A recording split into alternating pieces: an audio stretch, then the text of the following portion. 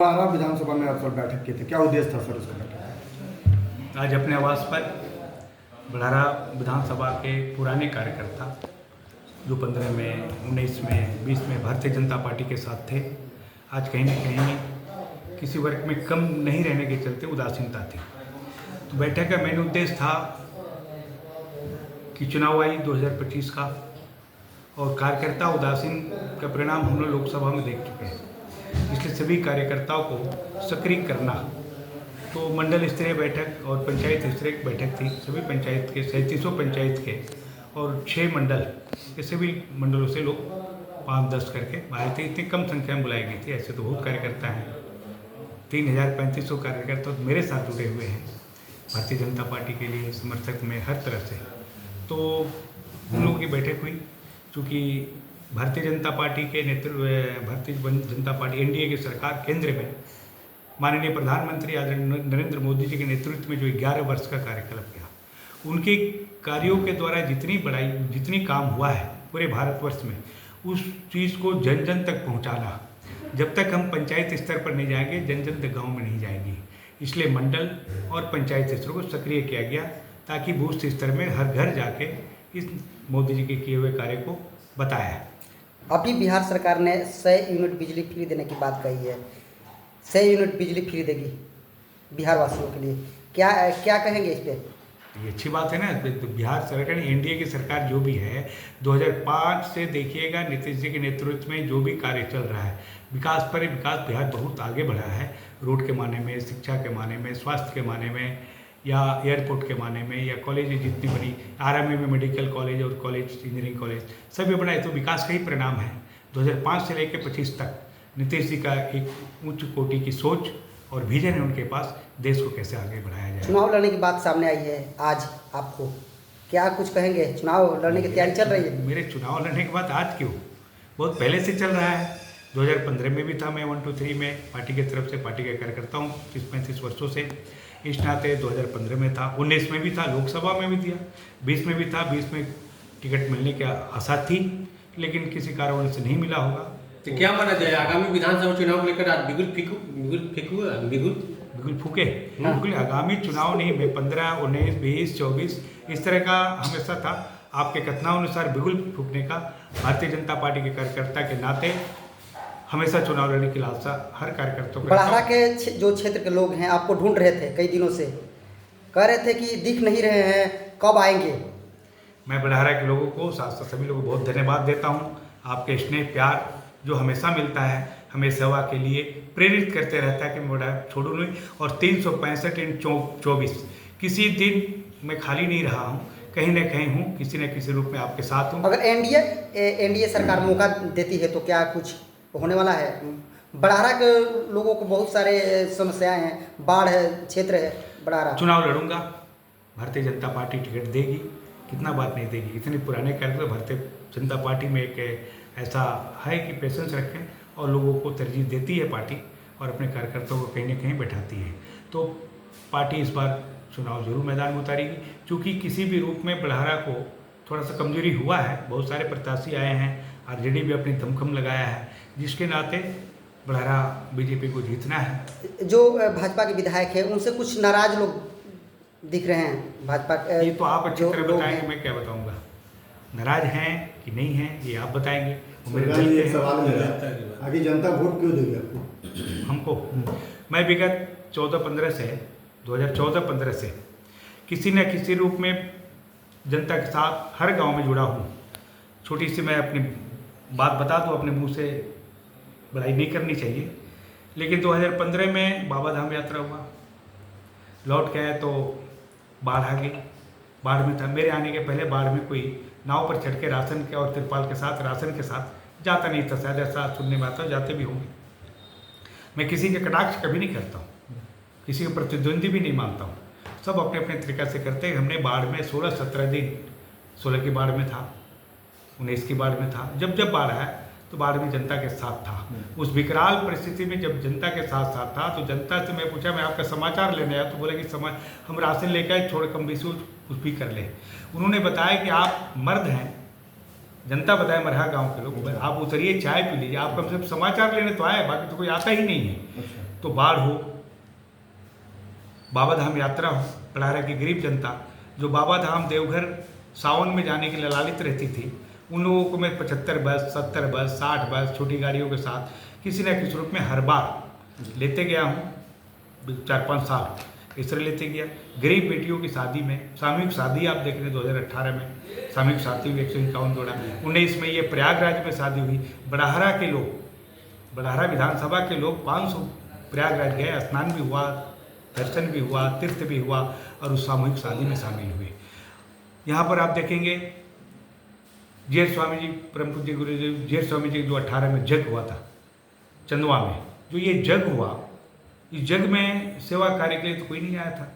जिला में शाहबाद के नहीं पूर्वांचल के लोग आते थे, आए हर जगह से जिला में लोग आए, उनके ठहरने की बेस्ट व्यवस्था, पानी पीने की व्यवस्था, आराम करने की व्यवस्था, उसमें 1.5 लाख वृक्षारोपण कार्यक्रम किया। एक साथ किसी कोई व्यक्ति नहीं किया होगा, मैं नहीं कहता हूँ, इसमें घमंड दरस्ती, लेकिन भगवान भोलेनाथ की कृपा और स्वामी जी के आशीर्वाद से ये कार्य संभव हो पाया कि 1.5 लाख वृक्षारोपण हुआ। मैं कहीं भी जाता हूँ पूरे भोजपुर में, कहीं खड़ा हो गया अनजाने बन के, तो लोग कहते हैं अरे आई यहीं बैठी चाय पी, कहे भैया चिन्ह नहीं राउर पेड़ डाइज बनी, श्रीफल फरता, आम फरता, तो हंसी मजाक के मैं थोड़ा सा मजे ले जाता हूँ, इस नाते मजाक में भी मिल जाता है कि भाई क्यों। तो ये लोगों की था। बाबा धाम यात्रा में मैं बारात में जाता था। एक बार बाढ़ में मैं चल रहा था बसंतपुर में, मैं आपको बताऊँगी बात, बाढ़ में था, वो बाबा धाम में से लौटे थे और बाढ़ में चला गया राशन वितरण के पुछार में। बसंतपुर गांव बड़हरा विधानसभा में था। तो एक महिला, मैं पहचानता नहीं हूँ, दलित महिला थी और उस बाढ़ में दाढ़ी उड़ी बना था, बाबा धाम में दाढ़ी बड़ी, बाबा आज हरतालिका तीज है, पिड़किया बनले बनले खाली, ये प्यार झलका उसका। बाबा संबोधन दे के वो बाबा धाम की देन थी। मैं किसी लगन में त्यौहार इसमें जाता था तो महिलाएं जान जाती थी कि आए हैं सूर्यभान सिंह, तो बाबा समझ के वो लाइन में खड़ी हो जाती थी, मिल जाए। तो बाबा तो नहीं है लेकिन मुलाकात, ये उनका प्यार, उनका ये दर्शाता है। अगर टिकट मिलती है आपको तो महागठबंधन के नेताओं से आपकी टक्कर होगी। बड़ी पार्टी है, एनडीए भी बड़ी पार्टी है, क्या कुछ होगा इसमें? बीजेपी टिकट देती है तो एक तरफा वोटिंग होगा, एक तरफा वोटिंग होगा। लोगों के बीच में हूँ, हर जात में हूँ, लोगों का सेवा किया हूँ, तो इसके परिणाम से लोग मानते हैं। आप घूमते भी हैं, इसको आप देखते होंगे। जनता, आपने अभी इसके पहले क्वेश्चन किया कि बड़ा रहे लोग सोचते कहाँ हैं, तो हमें अभी पोस्टर के माध्यम से या किसी माध्यम से बहुत जाने की आवश्यकता नहीं है। टिकट मिलती है तो बहुत बड़ी जीत होगी। 50,000 से कम जीत का आकलन नहीं करेंगे, बोलना भी नहीं चाहिए। लोग, सभी जाति के लोग मानते हैं और बहुत स्नेह देते हैं। कई धनबल बाहुबल हैं, अपने आप को कहाँ देखते हैं? बाहुबल क्या? बाहुबल कई लोग हैं चुनाव में, धनबल बाहुबल है, अपने आप को कहाँ देखते हैं? मैं तो कहीं नहीं हूँ, मैं तो भारतीय जनता पार्टी के एक सेवक हूँ, जनता का सेवक हूँ, बाबा भोलेनाथ का पुत्र हूँ। उन्होंने जो बोला वो काम बखूबी से निकाया। बड़े बड़े काम हुआ।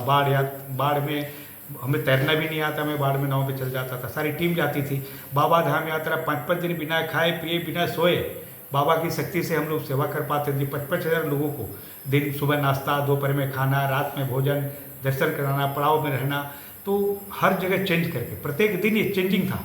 सुबह कहीं नाश्ता किए, दोपहर में 15 किलोमीटर दूर आके, 10 किलोमीटर दूर आके, जितना चल पाए उसमें भोजन, रात में 10-15 किलोमीटर दूर चल के वहाँ भोजन। ये तो बाबा के असीम कृपा नहीं होगी तो संभव नहीं हो पाता था। बड़ाहरा में कई समस्या हैं, कैसे ठीक करेंगे आप? जरूर ठीक करेंगे। बड़ाहरा में एक समस्या नहीं है, बाढ़ सबसे बड़ा समस्या है। बाढ़ समस्या है, इसके लिए केंद्र सरकार और राज्य सरकार से मिलकर बात होगी। गंगा की गाद, और गंगा में जो बीच में गाद जमा हो गया, बालू और जंगल हो गया, इसको सफा करके गंगा को सीधा अविरल प्रवाह करे। इस रूप में गंगा नदी को बक्सर से लेकर आगे तक करना पड़ेगा।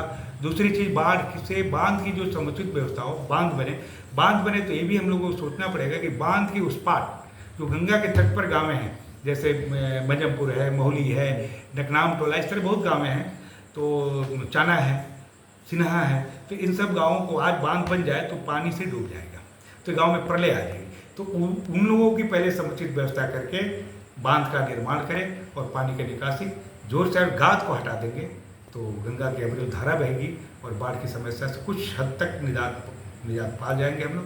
बाढ़ की समस्याएं तो अनगिनत है। बढ़ारे नहीं, भारत पूरा कृषि प्रधान देश है। प्रधानमंत्री मोदी जी के नेतृत्व में बहुत कुछ समस्या का समाधान 10 वर्षों 11 वर्षों में, जो आप भी जानते हैं बहुत बताने से, वो समय हमारे पास नहीं है। वो कितना भी बताएंगे कम ऐसा लगता है। आप ही के पार्टी के नेता जीते हुए हैं, आखिर वो कहाँ हैं? वो भी अपने तरीके से करते हैं। मैं किसी का कटाक्ष और किसी के बारे में नहीं ज़्यादा बोलता हूँ, बाई नेचर है ये, लेकिन वो भी कहीं ना कहीं हैं अपने तरीके से करते, जितना बन पड़ता है वो करते हैं। सोच तो वो तो बहुत बार से 6-7 बार से 8 बार से विधायक है, लेकिन बढ़ारे में सिंचाई की व्यवस्था अवश्य होनी चाहिए। बिजली की व्यवस्था बहुत हद तक सुधरा है, सिंचाई की व्यवस्था होनी, शिक्षा की व्यवस्था। बढ़ारे में अभी तक कहीं कोई इंटरमीडिएट कॉलेज या उच्च माध्यमिक कॉलेज भी नहीं है, डिग्री कॉलेज भी नहीं है। तो कुछ कॉलेज की व्यवस्था और शिक्षा में, स्वास्थ्य की रूप में भी देखना चाहिए, बहुत बढ़िया से होना चाहिए। रोजगार मुहैया करना सबसे बड़ा बेकारी का जो है रोजगार, एक सिंचाई की व्यवस्था हो जाए तो किसानी के दौर भी रोजगार उत्पन्न किया जा सकता है, उसमें जरूर पहल करना चाहिए। कुछ हो सकता है बढ़ारे में, पर्यटन के माध्यम से रोजगार हो सकता है। अब बोखरापुर काली माई का देखते हैं, बिहार नहीं, बोखरापुर आ रही नहीं, हर जगह बहुत बोखरापुर जय माँ काली बोखरापुर वाली एक सिंगल व्यक्ति की देन है कि वहाँ से होता है। तो इस तरह का पर्यटन केंद्र में आपका गुंडी गाँव बहुत पौराणिक विष्णु जी की मंदिर, बालाजी की मंदिर और सुंदर मंदिर है, जिसको हम लोग पर्यटन के केंद्र में गुंडी गाँव को बढ़ावा दिया जा सकता है। आप देखेंगे बिंद गाँव में संगम तट है।